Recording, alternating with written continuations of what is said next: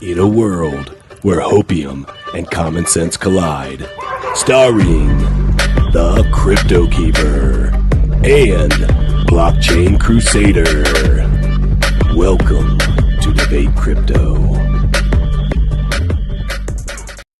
Question everything, trust nothing. It's your boys, CryptoKeeper and BlockchainCrusader, and we got a special guest in the house. We got RiceTVX for a What If Wednesday. What's up, Rice? What's going on, man? Thanks for the invite.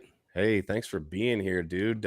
We are excited. If y'all didn't know, What If Wednesday is one of our favorite nights, and who better to bring on than Rice? If you have not followed or know who Rice is, his information for his YouTube is down below the stream. Check him out. He doesn't just do crypto. He also does some very life-centric ideas as well. You guys should definitely check him out. He's got some good stuff to say. He's been in the game for a while. He is a pioneer in the space, and he does things different. And we like it. We like it. We like it. So make sure to give him a follow. Guys, jump into the Discord. You guys already know Danger Close Alpha. We're talking about it all the time, but there's a reason we want to get you prepared. We want your family prepared. And yeah, we just love you guys. So we want you to be able to spread the love and share that out. Make sure you're following us on Twitter, all the socials. You guys know what to do. If you're looking for TA, hey, Frankie Candles, that's your boy. 5:45 to 7:30. Check him out over on BitBoy Crypto. Make sure you do that. And yeah, without further ado, let's kick it off and get started. Before we dive into our Orwellian conversation this evening, let's just take a look at the markets real quick. We just want to take a little look-see, just kind of dig in, see if there's anything going on over here. All right, so the cryptocurrency market cap is, because we are a crypto-centric channel, down 5.60%. Good gracious. 1.24 trillion with a T dollars. That is taking a beating. Bitcoin down in the 28s, 28.8. That's down 5.5% almost. ETH down below 2K. Again, guys, you see these numbers. Bitcoin drops below 30. ETH drops below 2K. Is USDC also depegging now? No, it's always jumping around by a little piece. Miguel, don't be spreading that fear. We got BNB down below $300. XRP, what? 40 cents? That looks like a buying opportunity. Keep it going. Keep it going. So Cardano Crusader is going to be scooping up some more XRP. Yeah, he's been secretly buying. He's been secretly buying. Don't let him tell you any different, folks. So we'll get into that at some point. But yeah, so tonight, Miguel, tell me what's on the podium. Tell me what we got going on with the tinfoil hat chat, so to speak. What is on the podium for What If Wednesday? 1984. Was that the blueprint of our current future, right? Are we headed towards it? And I know a lot of people might not know what 1984 is, but don't worry, we got you guys covered. We've got you covered. I'm actually going to give a brief synopsis, so stand by. If none of you have, understand or know the book 1984, it's written by George Orwell. I'm going to give you a brief synopsis. 1984, also published as 1984, is a novel by George Orwell. He's an English author, published in 1949 as a warning against totalitarianism. This chilling dystopia made a deep impression on readers, and ideas entered mainstream culture in a way achieved by very few books. A lot of the concepts in it were the idea of Big Brother, thought police, and those ideas have been recognized and understood. Shoot, you hear Miguel, myself, and Rice, there's a reason he's here, talk about this today. So let me give you kind of the setting. The book is set in 1984 in Oceania, one of three perpetually warring totalitarian states. The other two states are Eurasia and East Asia. Oceania is governed by the all-controlling party, which has brainwashed the population into unthinking obedience to its leader, Big Brother. The party has created a propagandistic language known as Newspeak, which is designed to limit free thought and promote the party's doctrines. Its words include doublethink, which is a belief in contradictory ideas simultaneously, which is reflected in the party's slogans, one of which is war and peace. Another one, freedom is slavery. Another one, ignorance is strength. The party maintains control through the thought police and continual surveillance. Now, the book's hero, Winston Smith, is a minor party functionary living in London, and London has been shattered by a nuclear war that took place not long after World War II. He belongs to the outer party, and his job is to rewrite history in the Ministry of Truth, bringing it in line with the current political thinking. Okay, that's kind of a brief overview. before we've got some parallels we want to draw here, and I'm gonna pull up an article and get into some things that have actually come true, so you guys know that we're not all the way crazy, just halfway there, right? We're talking about time travel. This is a big, deep thought. Okay, Rice, I want to kick it off with you. You're the guest on the show. Why is this a crazy conversation to have, but maybe not as crazy as some may think? Well, one, I would say, what you just read didn't sound like a book summary. It sounded like what's going on today. So that would be one. So earlier, just before we went live, maybe an hour and a half ago, you guys came on my channel for an interview. I recorded that. It's going to be coming out next week. You invited me on today for the What If Wednesday, and you were like, do you have an idea topic? And the idea that I came up with was, at first, what if 1984 was a documentary book? But then I kind of took it a little bit further. And what if George Orwell was a time traveler, came back in time to give this information as a warning to us? And that would kind of set up the precedence for it. Another thing that, was striking me as I was looking at some information just a few moments ago, and it parallels everything that's happening today. The term Ministry of Truth that we've been hearing on mainstream news lately comes from that book. Yikes. There's a Ministry of Truth in there, and it goes with that newspeak that you were mentioning. Yeah, it's super just scary. Like all the fact checkers, right? Like, who are they, and where are they getting their truths from? Right. Yeah, no doubt. Their truth. Let me share a couple of these, and let's talk on these, okay? So here is 5 eerie predictions that came true from the book 1984. In 1949, George Orwell published, yes, a fiction classic called 1984. We just went through what it was about. Okay, let's talk about these. Number 1, the telescreen. In 1984, telescreens were large TVs which can see into all corners of your house. They're located in homes and public spaces of Oceania and are used to transmit messages from the party and monitor civilian activity. Telescreens can identify people, notice when their facial expressions change, or whether their heart or breathing gets faster. In 2019, facial recognition software is developing was developing and is even more now at an unprecedented rate. In China, over 500,000 members of this Muslim minority are being tracked by facial recognition cameras. Let's start there. Both of you. Miguel, kick it off. Okay, so we got the telescreens, we've got facial recognition. Let's kick it off with that. Let's talk about how this has come to the forefront of something that we are seeing in our everyday lives right now. Talk to me about that. Yeah, dude. Facial recognition, right? AKA no privacy, is definitely a big thing. I think one of the coolest things about this whole fog around the world thing, if you would have to say some bright side, was the fact that you could become anonymous, right? With the face coverings, anonymous, right? If you were playing ball. Well, I mean, you had to go to some places. There was no way around it, right? At some point, it actually brings back the power of being anonymous, conserving your privacy.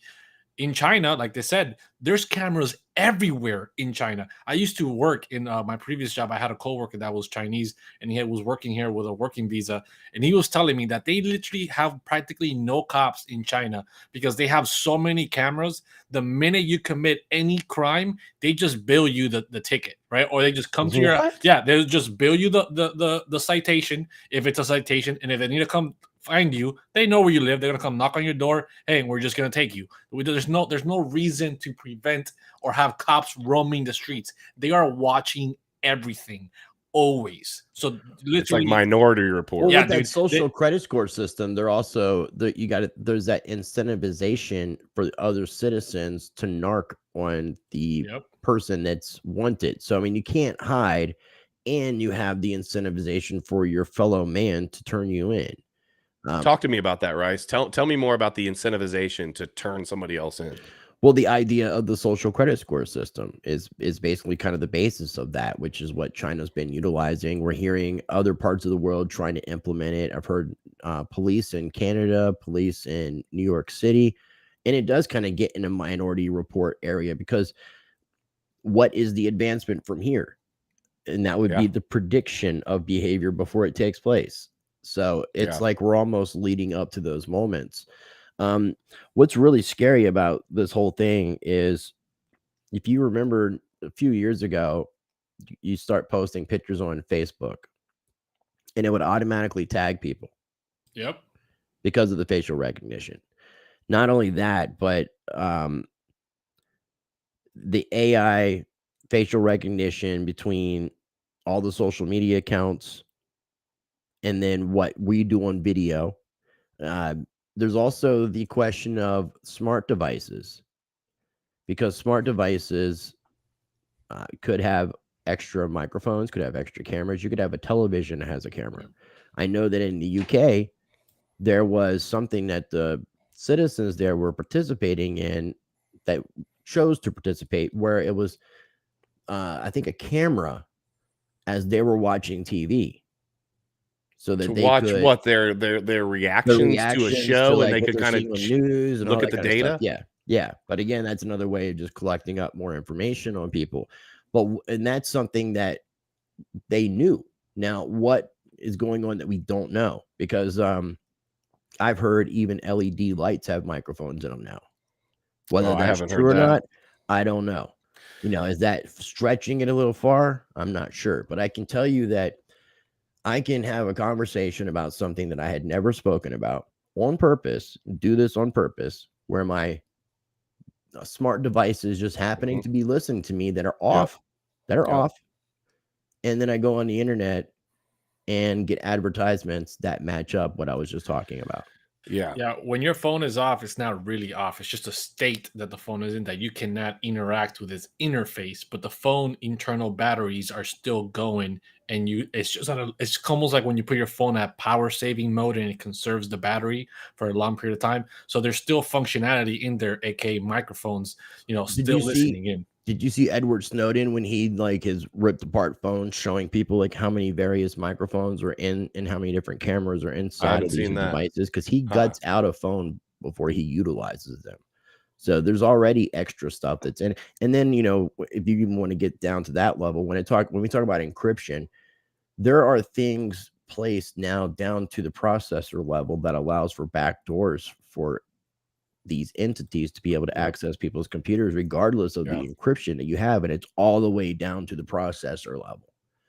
So, and you got to question that. I've been trying to think about this, and I haven't. If somebody in chat knows, the term smart for like smart TVs means something different than what the public recognizes that. And the M in it has something to do with military. Okay, so I'm going to tell you guys a quick story that kind of give you an idea as to the Big Brother idea. When I was before you get into that story, I just want to say, dude, those are dope ass goggles. I just been looking at them this whole time. They're dope ass goggles. They're my Mad Max getting ready for the end of the world goggles. I love it. I love it. They are pretty dope. They're actually they're like motorcycle bike. They're for a motorcycle. It's like strapped on and stuff. There you go. It's all about utility. So getting prepped for the end of the world. Yeah, I definitely need a pair, and then I need a motorcycle with like spinning like chainsaw like things like going off the side in case anybody gets near me. Want them near me, you know what I mean? Just are you gonna let your beard grow back out then? At that point? Yeah, dude, we're going full ZZ Top on it. You know what I mean? It's going down to my waist. It's on at that point. I'll be Frank Beard of ZZ Top. He was the one that didn't have a beard. Well, hold on a second. No. The ZZ Top had who are you saying? There was 3 members of ZZ Top. The drummer's name was Frank Beard. Okay, he didn't have a beard. Frank Beard didn't have a beard. That's a little known piece of trivia there. Yeah. So you guys got beards, so we're like ZZ Top, man.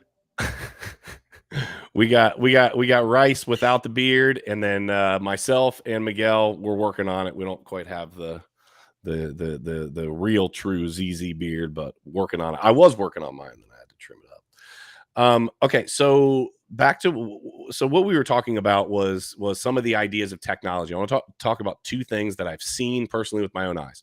One of the things, real quick, I'm just going to touch on this. Amazon Alexa that's in your house.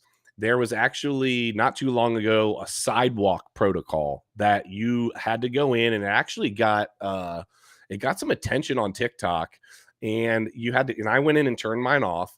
But essentially, it was sharing data. Now, I'm not going to get this exactly correctly, but essentially, you had to turn off the sidewalk data. And what it was doing was it was aggregating data as people would go, like, get close enough to your house. It was aggregating data between people and basically making a mesh network of information and people and da-da-da-da. They call it sidewalk.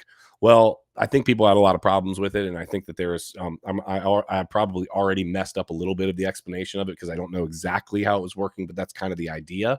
I definitely had to shut that down. So Alexa is part of the problem. Now, I have the Alexas and the Echoes and stuff in my house. You're doomed, bro. You're doomed. I do. I have them. My wife, likes the convenience of them and some of the things that if it you've does. got a smart device, if you've got a smartphone, it's already there. I mean, yeah, you're already there. Like if you've got one of these devices, then it doesn't matter if you've got many of those devices. Yeah, it's already there. When I was in the Marine Corps, I can talk about this now that I'm out. But you woke up Red Robble's Alexa by talking about it on here.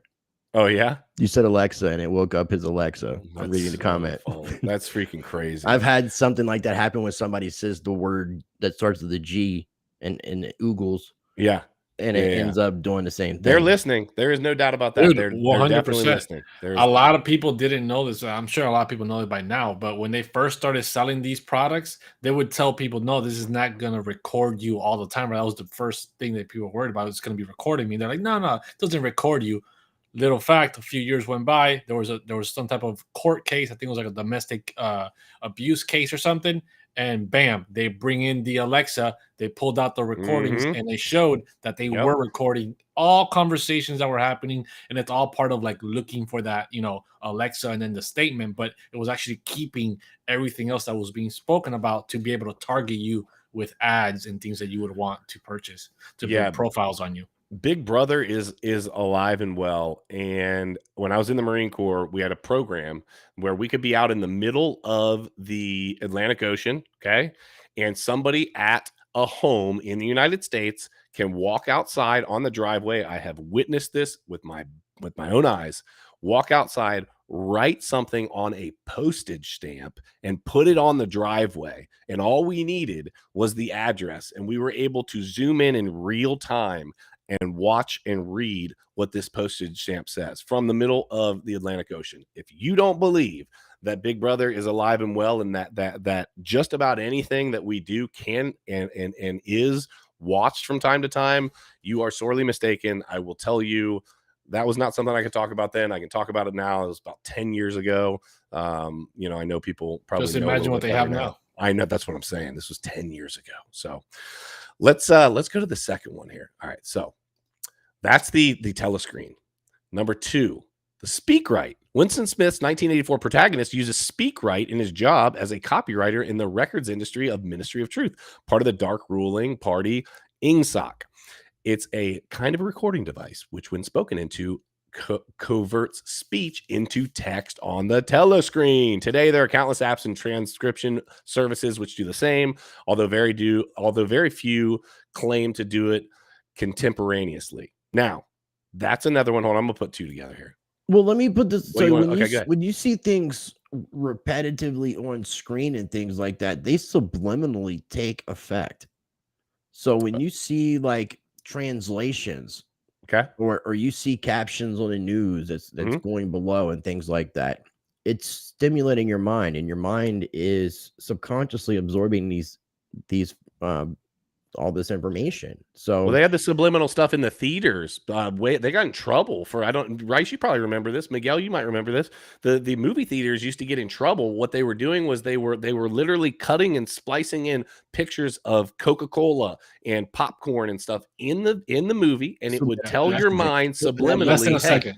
There's nothing illegal about it, and I don't think it ever stopped. I think it's something. Oh, you think they still do it? Yeah, because if you were in another really cool thing, if you remember from the Fight Club movie, he ended up taking like scenes from pornography and instilling them in there, and somebody would see it real briefly and they would just start crying.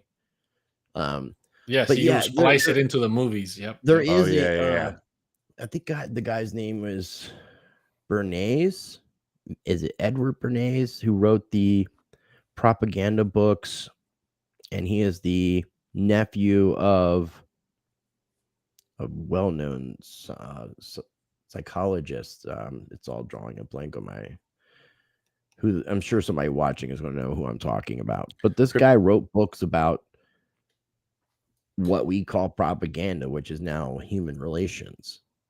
There is a psychology to all of this. There's a psychology behind colors, using certain colors and words and things like that. And then the other thing that you got to take in consideration is there are people learn in multiple ways. Some people listen and learn by listening, some do by seeing, some by doing, some with a combination of. And by sticking verbiage on a screen, you're already targeting a specific group of people that focus on reading things to learn. So it's just another way of the more repetition that you have with things, the more that subliminally sinks in with people being unaware of it, because that's why there's a whole field of human psychology, because we are easily manipulated when we don't understand what's being done to us. Dude, 100%. I mean, totally. the things that, the CIA have come out doing, the types of research they've done, they know exactly how to, program people. Yeah. Another one is Floating Fortress. You guys know what this is. This is an aircraft carrier. In 1984, it focuses on a world where war is ceaseless, fought in faraway lands and mysterious enemies. Orwell describes huge military bases called floating fortresses, which guard strategic spots on the sea lanes. That was not a thing at that point, folks. This was written in 1949 or something. Yeah. Aircraft carriers were not like a thing back then, to be clear. Real quick, go ahead. It was Edward Bernays. He is the father of public relations, which is public relations and propaganda. Okay. So and his uncle was, I just had it up here, Sigmund Freud. Interesting. Wow. Coincidence. So yeah, the guy who wrote the book about propaganda and public relations, who a lot of people utilize today, was the nephew of one of the most well-known psychologists. Interesting. That is, it's really interesting. Oh yeah, there's so much that you can tie things back. Like it's scary sometimes, the things that are tied together. Red says yellow notepads are preferred because the color is supposed to help you concentrate. I didn't know that. And then Kenton says, fact check, Rice is correct. Subliminal advertising is not illegal in the US. Because we had the choice to not watch television or not go to the movies. Yeah, but you see how kind of backwards that is, right? They're basically like they're going to force feed you something that you don't know that you're being force fed. When I go to a movie, I'm going to watch that movie. I'm not going to watch whatever they toss in between, to my brain in between, scenes or whatever. It is kind of a sideways thing to do, if you ask me. So then we have, what's this one? The Versificator. In 1984, the Versificator is a tool which automatically produces music and literature in line with ruling party standards without human input. Essentially, it's content created by AI. Orwell described the music made by the Versificator in 1984 as follows. The tune had been haunting London for weeks past. It was one of countless similar songs published for the benefit of the proles by a subsection of the music department. In the last 3 years, both the worlds of music and literature have announced their first autonomous creations. In 2017, the first album ever produced by AI was released, and then it says you can listen to it here. This is happening. I think music is one of those things I think that is scary too, because I don't know about you two, but I feel music. Not everybody feels music. Like that's not, I know Miguel, you're not like big on music. We've talked about that a lot. And I think I remember you telling me that when you hear music, you don't like feel it. Like it gives me a physical, emotional response. And I think that music is another way. You guys know that I love the Project Audius as it relates to, the crypto space, because I love music and I love what it does for me, just personally. As I don't know where I'd be. You guys see the guitar behind me. I've got guitars hanging on the wall.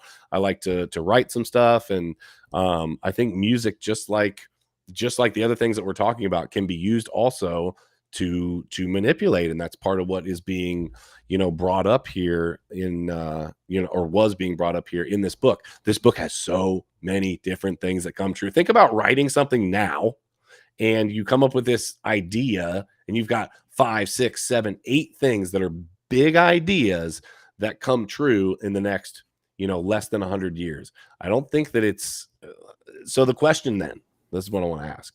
This is kind of what we're getting to. We have all of these different things that were not an idea. They were not a thing back then. How does this man, I'd like to hear from both of you. How does this, is this man this forward thinking? Was he a visionary, or was he possibly, again, guys, it's What If Wednesday, so stick with us, or could he possibly be a time traveler? What do you guys think? I think he watches it. I think he was watching a lot of The Simpsons back then, and that's how he was able to predict a lot of the things that were happening. So, I mean, dude, it's one of those things, right? It's like The Simpsons is kind of one of those things as well, that they've predicted a lot of moments in history that have come true, pretty close to exactly how it was drawn out and acted on the show. Like, they even got Donald Trump coming down the escalator, right, waving his hand with the person in the back with the banner. And how do they know that was going to happen? Are people like reenacting that to make it happen, or is it just they know, right? They know something that we don't know. And man, I mean, I think some people like George that wrote this book, basically they're forward thinkers, right? They are like Nikola Tesla. They're people outside of their timeline, thinking way ahead of what everyone is so focused on. We get like into these like tunnel visions where we're just focused on our day-to-day lives and the gossip and the day-to-day drama that is happening in the world. And a lot of people don't actually, which actually doesn't make you think. You're only just reliving drama and random stuff in your life. You're not actually sitting down and having deep thought conversations of the future. And I think he's one of those people that sat down and actually, projected out what kind of things will be happening in the future and the problems that it could bring. I will say, just to throw it out there, there's a lot of, and I'm just giving you this, you should look into this. A lot of the Simpsons stuff has been played with. The content has been played with. There's been a number of them that have been played with. Now, so Orwell also wrote a book called Animal Farm. And Animal Farm is another popular book. It's not quite as popular as 1984, but it's a satirical, allegorical novel published in 1945, and the book tells a story of a group of farm animals who rebel against their human farmer, hoping to create a society where the animals can be equal, free, and happy. So, and when we think about the whole the sound, what was the name of that term that was used? The term was hold on, the versificator. Versificator, yeah. So that, like, if you really start to, people who are really insightful and intelligent would know that vibration and sounds affect us. And from a musical perspective, a lot of the pop music that we listen to is in frequencies that aren't supposed to be necessarily positive for us. So you can look up different types of like frequencies that are supposed to be better. One comes up is the 432 hertz. But you're talking about specific hertz that some frequency will give you a sexual response. Some will give you so you combine that with lyrics. What kind of frequencies are you listening to, Nick? Listen, those are special frequencies. We don't need to get into all that. Okay, there's probably some of my family watching this show. I mean, okay, dude, my friends from church. You're asking me all sorts of weird questions. There, dude. Okay, a lot of different frequencies. Didn't have to go there. The 639 is about pure positive love energy. The 528 is about activating self-healing and positive transformation. So if you can have tones and frequencies that are doing positive things for your body and your mental health, you can have the opposite as well. And I believe that's why, a lot of our music is designed like that on purpose, to keep people's frequencies down.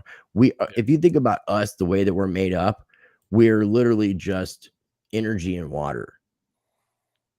Yeah, and we're a big ball. We're a big ball of and you can see how you can see how electricity can go through, how water is a conductive conducer for, it amplifies the electricity. Yep. So I mean, to think that way. And also during this time period, I don't know exactly when Nikola Tesla died, but there must have been, Tesla would have been alive, so you had him as a forward thinker too, that you could have kind of gotten some inspiration from some of his very because a lot of the ideas that he came up with would have been considered very much like science fiction kind of stuff, even though it was more of a reality. So, and it dealt a lot with energy frequencies and things to that effect. So to realize that these things could take place, especially when you look at, because the Edward Bernays guy was in the early 1900s.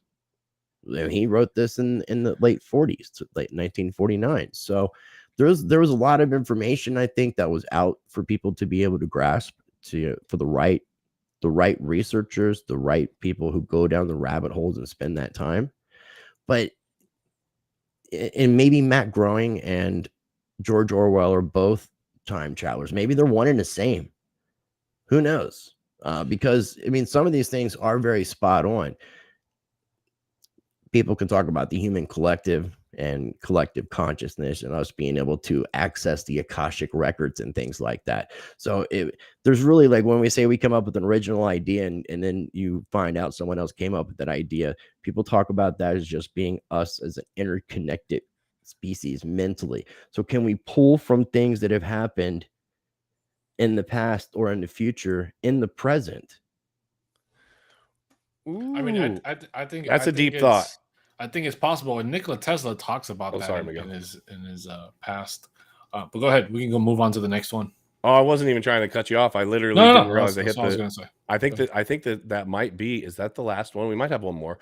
Big Brother, and Big Brother is watching you. In 1984, the character Big Brother, who appears on posters as a man in his mid-40s who rules the ingsoc, acts as a natural deterrent. Here he is right here. Okay. Posters bearing his image adorned billboards in cities and acted as warnings to potential rule breakers.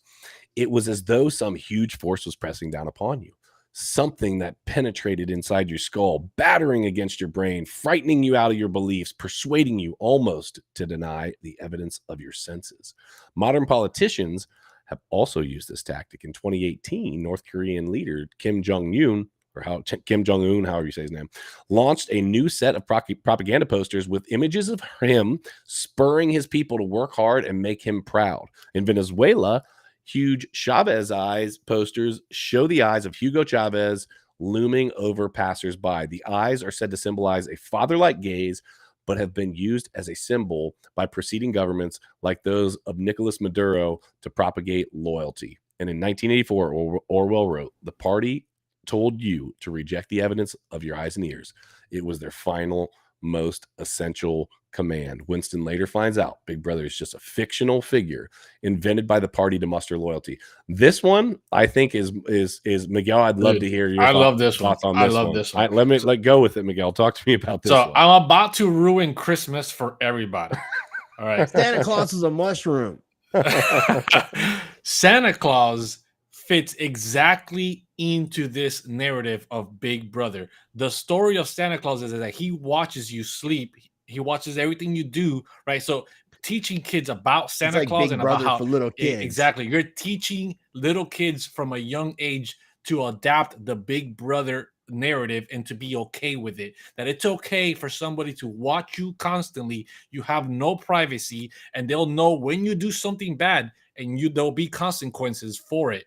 And that narrative, you think it's all fun and games because it's Santa Claus, ha ha ha, big jolly guy, he's gonna bring you presents if you do good things, is literally programming humans to fall in line with Big Brother, to always be watched, to always doubt yourself and say, should I not do this because somebody's watching? Am I going to get in trouble for this? Self-censoring, right? Like with exactly. YouTube overlords. Exactly. You mentioned in the interview earlier that on my channel about privacy. If someone wants something in their life to remain private, the general social consensus is, what are you trying to hide? What bad stuff are you doing that you want this to be in the private? And that's another form of this.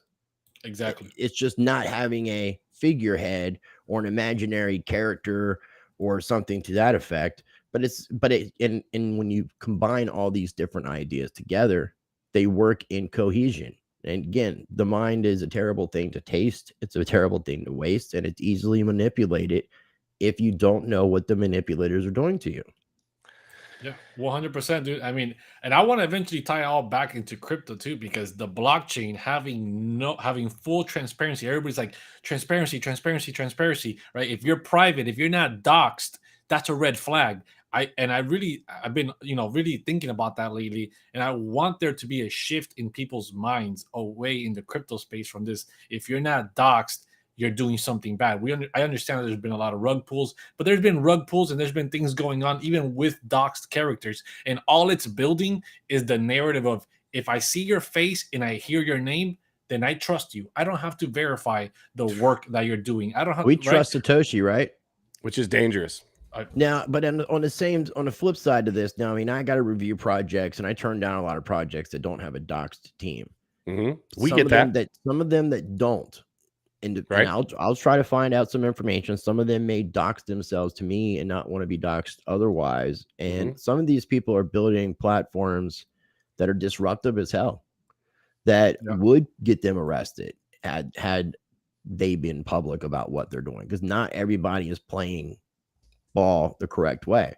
If you're dealing with an ICO project or something like that, yeah, it's going to need to have a docs team. But if you're dealing with somebody who's trying to create some sort of alternate free market or banking system or something like that, that's a real threat to the system, those individuals are not going to dox themselves and put themselves at risk of being arrested, because that would be the first thing that happens to Satoshi. If Satoshi was to ever come out and admit they were Satoshi, is they would get arrested. Yes. Exactly. So, okay. So, but let's talk about this a little bit further before we kind of wrap this up in a bow and package it for everybody. Let's wrap this up in a crypto-centric manner. I was talking to people about this over the weekend for my my survival boot camp. And I was asking people what their thought process is on crypto, because I know that crypto people are at least open to the idea of prepping. I didn't know so much if the preppers were going to be open to the idea of cryptocurrency, right? Of NFTs and crypto.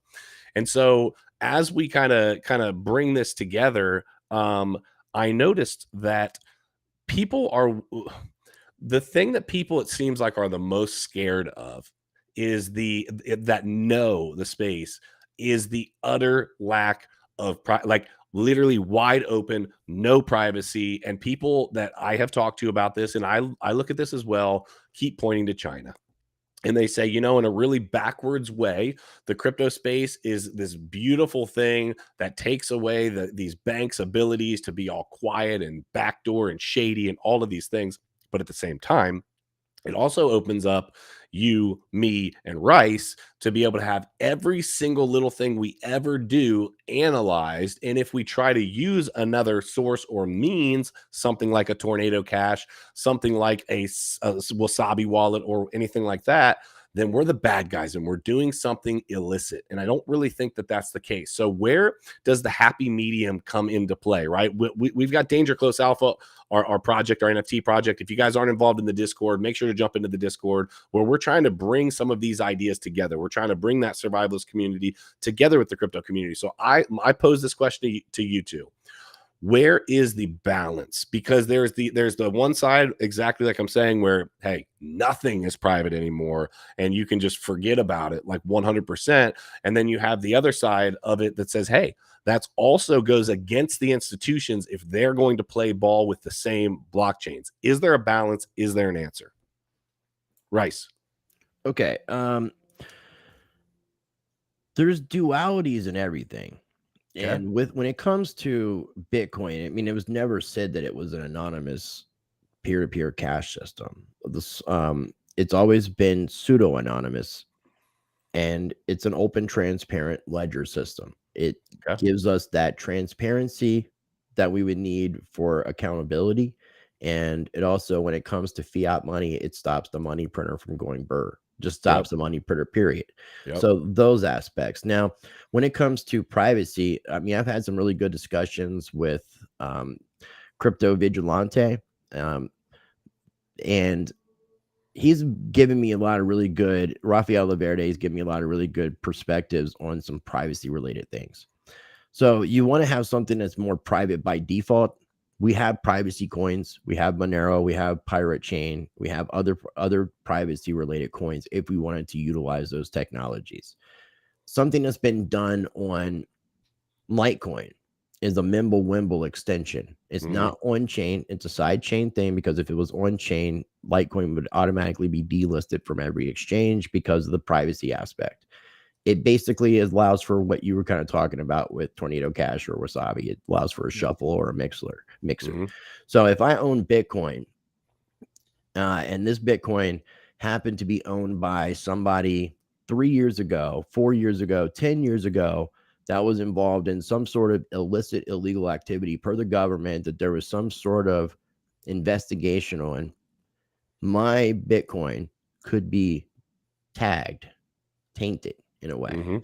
And we could get to a point where they don't allow exchanges, off ramps, don't allow for these Bitcoins or these cryptocurrencies that are tagged to not be able to be utilized. So that's where something like fungibility has been very important. I've interviewed Charlie Lee a couple times about this. Mimblewimble was originally created, and it was an anonymous creator. It was created for Bitcoin. Now, obviously, the Bitcoin core developer team hasn't adopted it and incorporated it, which is one of the reasons why I believe Charlie Lee did, so he could show that it functions, because Litecoin is the code of Bitcoin with some modifications.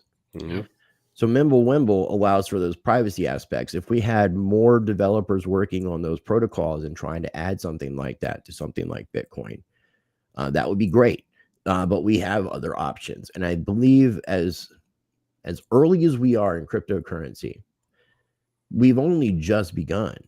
There is going to be so much advancement in technology in so many different ways that it's hard to fathom what will be a be-all, end-all kind of situation for cryptocurrency. As far as the privacy aspect, it's really we're going to have to get more people caring about privacy. You know, unfortunately, people have been conditioned to not care about it. Most people, if you really sat down and explained to them about what Facebook does with your data, they would be upset about it if you really explain it. But if you just sit there and say they've gotten in trouble for doing this, and then you just keep moving on, it doesn't keep people focused on that aspect. And how many people are still using Facebook? How many people are still using these platforms that allow for them to take your data, and data is the new gold, the new oil. It's 100%. So it's, you know, people just need to start caring about those things and realize that it doesn't matter if you think that because somebody wants privacy is because they're doing something bad. Because I'll give people the example of when you want to use the bathroom. Do you want to go use the bathroom? Or have you ever been in jail and had to take a shit? I will not answer that question, but okay, so imagine shitting in a glass outhouse, one of those little things you see on a construction site or something like that, but instead of it being blue, it's clear. Yep. So every time you go to the bathroom from now on, you're going to be everybody is with you and watching. Everybody's watching. And if that's the case, why should somebody not have privacy when it comes to that if I want privacy when it comes to this? So we need to start respecting each other's decisions, as long as the decisions that we make aren't harmful to ourselves and others. That's the problem. And Miguel, jump into this, or jump into whatever you want. But that's no, that wasn't a rant at all. That's why we brought you on, right? For your insight and your input. That's the problem, though. We have a government stepping in, and I'll let Miguel take this away, that wants to tell us what's good for us, what's bad for us, what's right, what's wrong, and then censoring what they believe to be right, wrong, or indifferent. And that's where I really veer off and say, wait a minute, this is not what we signed up for. Thank you, Machu. Says DCA to the moon. Join the Discord. Let's go. Thanks for the super chat, bro. We appreciate you. Yeah, dude, exactly right. The government is all about privacy. All governments are. They want to keep everything under wraps. We've seen all these what is this, military industrial complex companies that keep things under wraps, you know, under all these what companies? What's the word? Yeah, exactly. what companies, right? Yep. We've seen the Pentagon lose trillions of dollars for, you know, black book projects or whatever, and but nobody even blinks an eye about it. The CBDCs that they want to introduce are all closed systems. Exactly, right? So they want privacy, but not for us. So if we ask for privacy, oh, you're doing something bad. But what? They're not capable of doing anything bad. So, at the end of the day, people have forgotten that the government is a public servant to the people, right? And we have got into this mindset that we are the servants of the government and we just need to bow down to them and whatever they say. And we've been programmed that way. We've been programmed that way, and I understand people why they feel that way, but they need to remember, they need to understand that is not how it works, and it should be flipped the other way. They should be on a public system, while we stay on a private system, and it's never going to happen, right? But we need to strive for as much privacy as possible. Every inch matters. Nick should know about that. No, but hey, I don't mean to interrupt, but it could happen because of your loving vibrations. Oh my god! It really could. Now you took it there. People could get really tired of this and really start standing up and realize that government was created by people, and this government is supposed to be for, of, and by the people, and it's not in that fashion. So if you think about the founding fathers and the spark that ignited, we just need to have another reignition of the spark and correct people, because governments were created for the people, and it is our responsibility, per the Bill of Rights, per Thomas Jefferson, to abolish and create new governments if our governments are not serving we the people. That might sound really, really. It sounds the YouTube crazy, overlords are probably not going to like that kind of stuff, but it's unfortunately just kind of what needs to be said. I don't think I said it in a way that's going to trigger anything.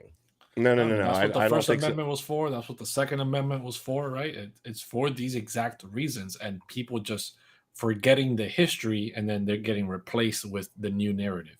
Yeah. I want to take a quick second and say thank you guys for some more super chats. Shamble says, just say no to clear toilets and Santa Claus. Thank you for the clear support. toilets can be all right. It's the clear surroundings. It's Santa Claus coming down into your clear toilet, where I just say no to that. That would be a mess. That would be shambles. And then Kenton, thank you very much, says, love the Rice TV Keeper and Crusader combo. We appreciate that. And Matthew again says, a sparkling diamond. We appreciate the support and the love, guys. I want to ask or kind of tie this up. Are we going to be able to, so we started this off with time travel, 1984. Things have been headed in, we've got somebody from almost 100 years ago, 80 years ago, writing a story that seems as if a lot of it is coming true at this point. Okay. So we see all these things happening. We see the fog around the world that Miguel and I call it. Rice likes to call it, jobs and vacations, right? We see all of these things happening right before our eyes, and we have social media that spreads this out, and everyone gets to see these things happening. My question for you, the audience, drop a 1 if you think that we're actually going to be able to combat this and come together and join together as a people. I like to believe that we can, but we need to step it up. Drop a 2 if you think, hey, like Miguel shaking his head saying, nope, too late, too many weak people. And I think the thing that I'm wondering is, what would we have to do to be able to take that stand? Because it feels like it is it's not worthless. It's it's far from worthless, but it feels like a very uphill battle, I'll say. Well, it's all this division that's been perpetrated on us. Yes. And that's the biggest thing that we need to do, is get past the division and unite. It was said, like, I had to do like the Pledge of Allegiance growing up and all those kind of things. And one of the things that I've always heard when it comes to America is, united we stand, divided we fall. And they've kind of put it out there. So I've been trying to manifest this idea, and I don't feel like it's too late, because if you look at the Revolutionary War, there was only a small percentage of individuals that sparked that revolution. When enough people take a stand, nothing can stand against the people, period, point blank. And we can peacefully change the world by just all not participating and saying no. Peacefully. When I say not participating, I'm just being like, hey, everything that was going on yesterday, no, we're done with that. We're going to start new. And Yeah, when 100%. enough people do that, nothing can stand against those people. I completely agree, but it just my thought is that people are too easily distracted. There's too many conveniences that they would have to give up for that unification to happen and to actually go on and take on some of these battles, whether it's peacefully or not. And it just won't happen. People I won't would give have up agreed with you conveniences. 6 months ago. 100% agreed with you, but I've seen a lot more people waking up in 2022. It took a Yeah, little bit. It yeah, took a little bit, but people, like, if you look at what happened in Canada, you look at what's going on in Russia, Ukraine, people got woken up to a big reality, especially that bank freezing issue in Canada. yeah. I That, think there is a lot of people that are starting to recognize, like, you know what, if we allow this to continue to happen, we are headed towards this dystopian future. And this is kind of where this kind of all comes together. If we continue, we've seen these things happening. We're telling stories 80 years ago that then turn into a reality of today.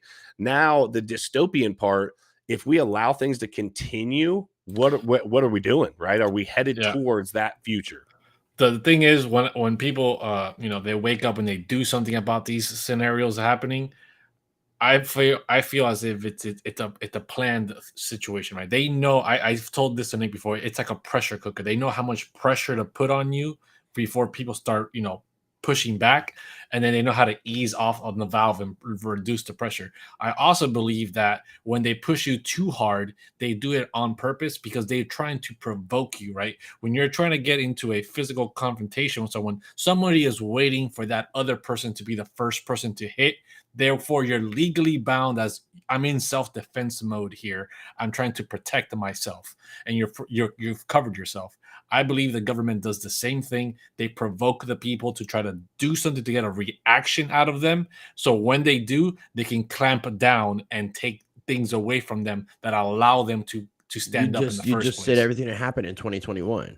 I mean, I remember there was a gentleman who couldn't breathe and died dealing with police, and the reaction that caused and the ramifications and consequences that came out of that. So 100%.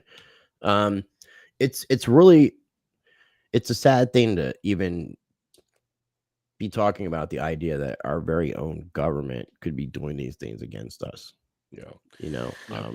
But that's one of the things that I do talk about on my channel with outside the crypto stuff is the sovereignty related things and getting into history and trying to understand what happened and how it could be undone. I'm talking to people who are ambassador for micronations, people who are trying to claim their own sovereignty. So I've been learning a lot of really interesting things and ultimately been meeting a lot of really interesting people. And it really gives me hope. And I see a lot of younger people waking up. So regardless of where we are, I'm always going to be planting seeds and watering other seeds. And I'm going to hope for the best. Is really my philosophy of where I come from. I that's part of why Miguel and I, when we first, again, I told you this on your show earlier, but part of the reason that we resonated with you originally was just some of the things that you were saying. We're like, wait a minute, that sounds awfully familiar. We really resonate with that idea, not just going along with the societal norm. Like, no, it's okay to think differently. It's okay to give some pushback. It's okay to ask questions. And so to kind of complete this whole thought process, we need to make a stand and make a decision. And I like that Rice said peacefully, right? We need to take this stand and say, you know what, there is, sometimes enough is enough.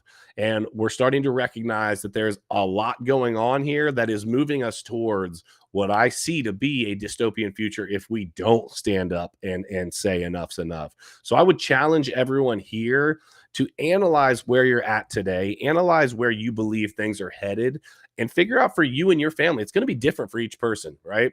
But analyze for you and your family what you need to do to get yourself ready for what is to come. I'm not just talking about Danger Close Alpha. Obviously, it's a great segue for our NFT project. right? So there's the fearless shill there, but it's not just about that. It's about getting yourself ready, getting your family ready, getting your friends ready. It's about a community. We are building a community here. We do What If Wednesdays because they're fun, they're different. Nobody else in the crypto space is doing this. Rice, you're the only other person that I can think of that would have this conversation, you know, for the most part, in terms Yeah, of, it feels like my channel, so it feels yeah, good. yeah. So guys, if you're not following RiceTVX, check him out.